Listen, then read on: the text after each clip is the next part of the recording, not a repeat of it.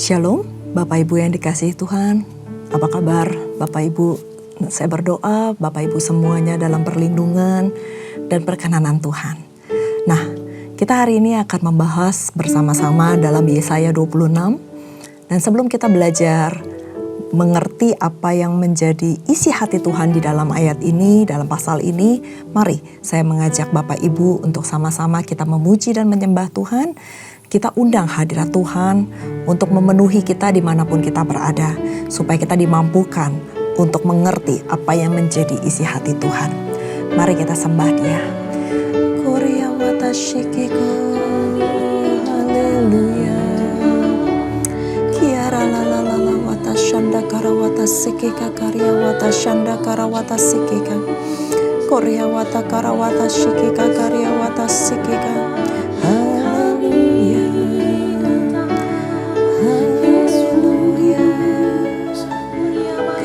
Sembah Kau Tuhan, kami tinggikan nama-Mu. Haleluya. Kiara la la la la wata shanda karawata sikika. Korea wata shanda karawata sikika. Haleluya. Engkau yang lebih tahu cara untuk membuka jalanku. Engkau yang lebih mengerti cara untuk menolong hidupku.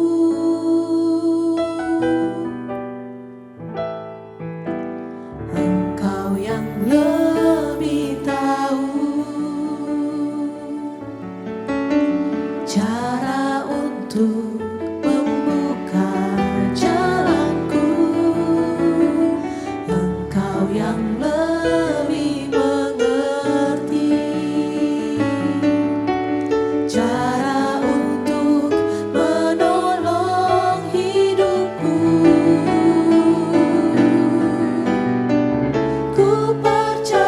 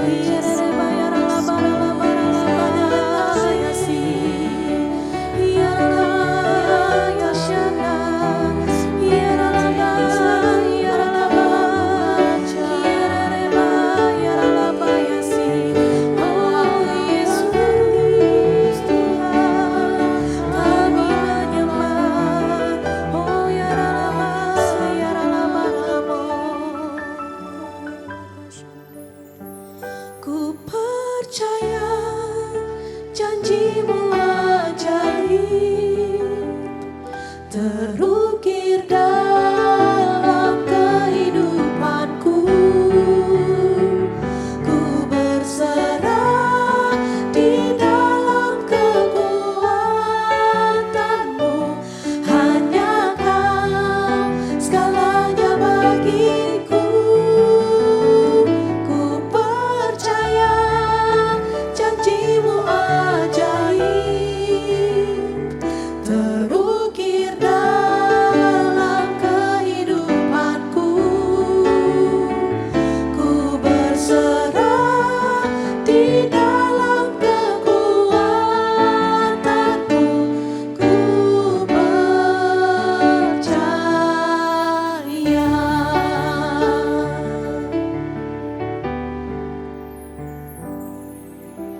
Sungguh besar setiamu, Kau nyatakan bagiku. Kau Bapa yang selalu mengerti isi hatiku. Kemuliaan-Mu Kau janjikan, aku tetap percaya. Ku percaya janjimu ajaib, terukir dalam kehidupanku. Ku berserah di dalam kekuatanmu. Hanya Kau segalanya bagiku. Ku percaya janjimu ajaib, terukir dalam kehidupanku. Ku berserah di dalam kekuatanmu. Ku percaya. Ku percaya janjimu ajaib, terukir dalam kehidupanku. Ku berserah di dalam kekuatanmu. Hanya Kau segalanya bagiku. Ku percaya janjimu ajaib, terukir dalam kehidupanku. Ku berserah di dalam kekuatanmu. Ku percaya.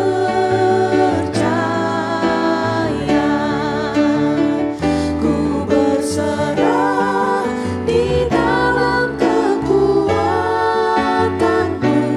Ku percaya. Ku berserah di dalam kekuatanmu. Ku percaya.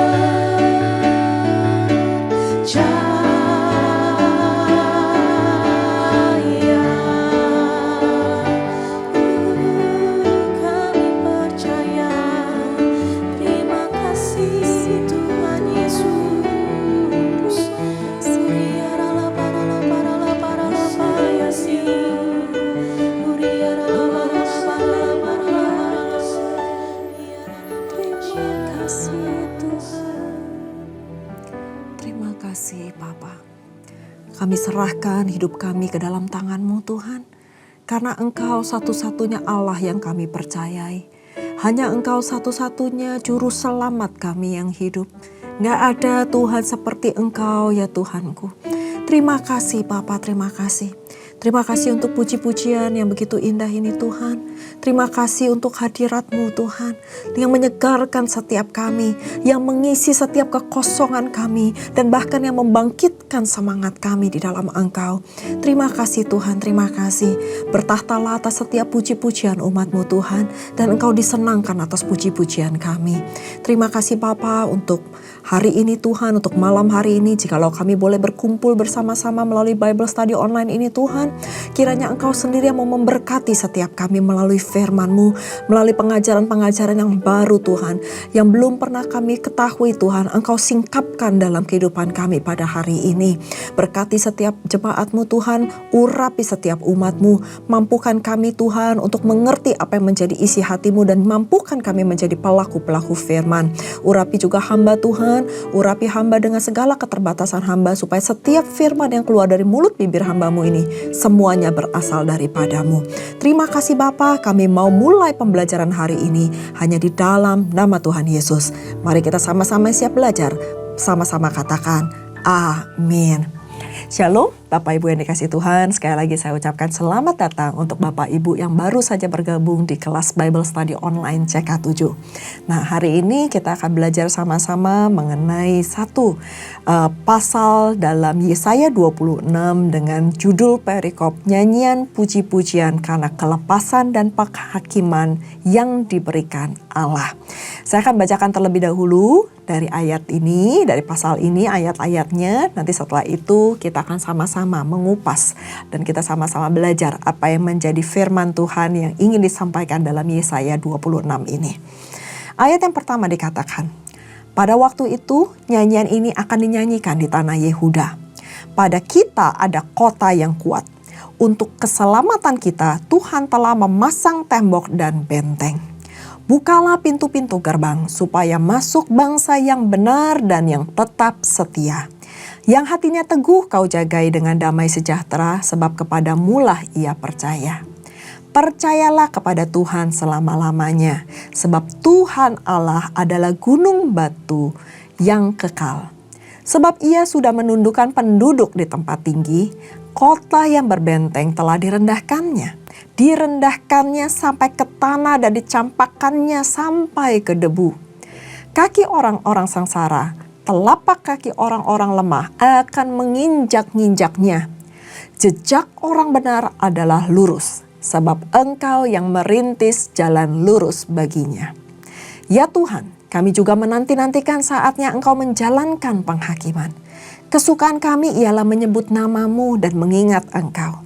Dengan segenap jiwa aku merindukan Engkau pada waktu malam. Juga dengan sepenuh hati aku mencari Engkau pada waktu pagi.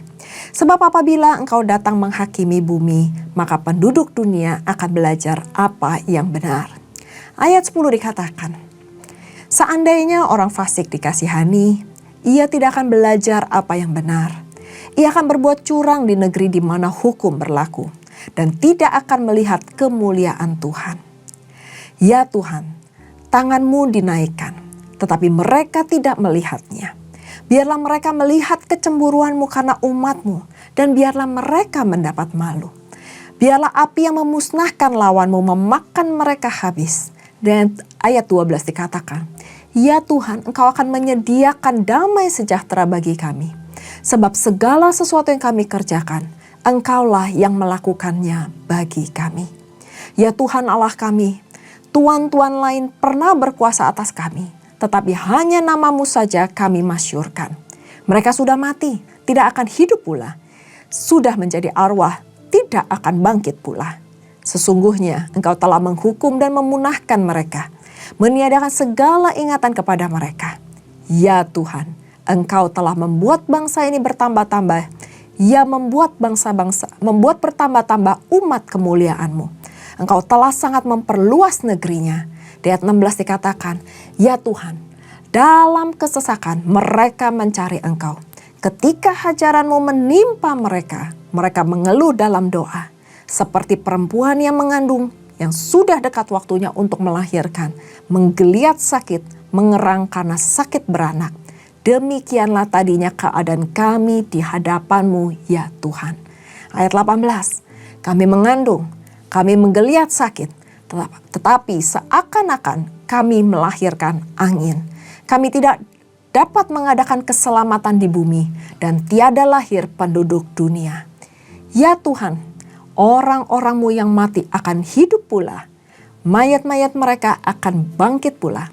Hai orang-orang yang sudah dikubur di dalam tanah, bangkitlah dan bersorak-sorai. Sebab embun Tuhan ialah embun terang. Bumi akan melahirkan arwah kembali. Mari bangsaku, masuklah ke dalam kamarmu. Tutuplah pintumu, sesudah engkau masuk, bersembunyilah. Barang sesaat lamanya, sampai amarah itu berlalu. Sebab sesungguhnya Tuhan mau keluar dari tempatnya untuk menghukum penduduk bumi karena kesalahannya. Dan bumi tidak lagi menyembunyikan darah yang tertumpah di atasnya. Tidak lagi menutupi orang-orang yang mati terbunuh di sana. Nah, demikianlah firman Tuhan yang terdapat di dalam Yesaya pasal 26 ini. Di Yesaya 26 adalah pujian syukur dan doa permohonan karena kelepasan dan penghakiman yang diberikan Allah kepada umat manusia. Kalau kita pelajari Bapak Ibu dari ayat yang pertama sampai ayat yang ke-21 yang tadi kita sudah baca, ini terbagi dalam 3 bagian. Kalau saya bisa bagi ini dalam 3 bagian. Yang ayat pertama sampai ayat ke-7 itu adalah pujian syukur kepada Allah Israel. Yang adalah gunung batu yang kekal.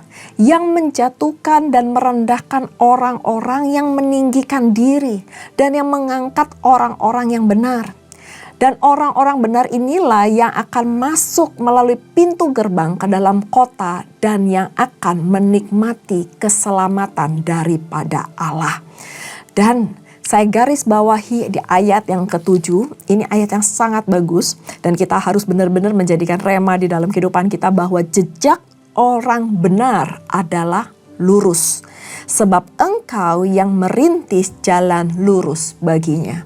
Bapak Ibu, nggak ada yang lurus kalau itu nggak di dalam Tuhan. Jadi kalau seandainya ada orang yang berjalan di jalan yang benar, itu bukan karena kuat gagahnya dia. Bukan karena kehebatan orang tersebut. Tetapi karena Tuhan yang sudah merintis jalan lurus bagi orang itu. Jadi apa yang bisa kita sombongkan dalam hidup ini? Kita nggak bisa sombongin apa-apa. Karena semuanya itu berasal dari Tuhan. Karena Tuhan yang telah membuka jalan bagi kita. Maka dari itu melalui firman ini, kita jangan jalan itu belok-belok, jangan tanpa arah. Tapi kita harus lurus di hadapan Tuhan. Kita harus ikuti jalan Tuhan dengan baik dan benar. Memang kadang-kadang mungkin kita bisa menyimpang ke kiri atau ke kanan. Tapi pada saat kita sadar, minta segera Tuhan meluruskan jalan kita. Dan minta selalu tuntunan Roh Kudus di dalam kehidupan kita. Dalam kehidupan kita sehari-hari. Supaya kita tidak menyimpang dari jalan Tuhan. Amin. Kalaupun orang benar jatuh, dia tidak akan tergeletak. Karena Tuhan akan menopangnya. Dan 7 kali orang benar jatuh, dia akan bangkit pula. Itu adalah bagian yang pertama. Dari ayat pertama sampai ayat yang ke-7. Lalu bagian yang kedua di ayat ke-8 sampai ayat ke-10. Dikatakan bahwa ini adalah refleksi terhadap penghakiman Allah yang dinantikan orang-orang benar. Saya akan bacakan sekali lagi di ayat 8 sampai ayat ke-10. Ya Tuhan, kami menanti-nantikan saat Engkau menjalankan penghakiman. Mungkin ada kalanya kita ini di dalam tekanan, kita ini dalam kesesakan. Sehingga kita nggak tahu kapan itu Tuhan akan membela kita. Tapi percayalah bahwa orang yang menanti-nantikan Tuhan, Tuhan pasti akan menjalankan penghakiman. Orang benar pasti dibela Tuhan. Amin Bapak Ibu sekalian. Itu tercatat di Yesaya 25 ayat yang ke-8.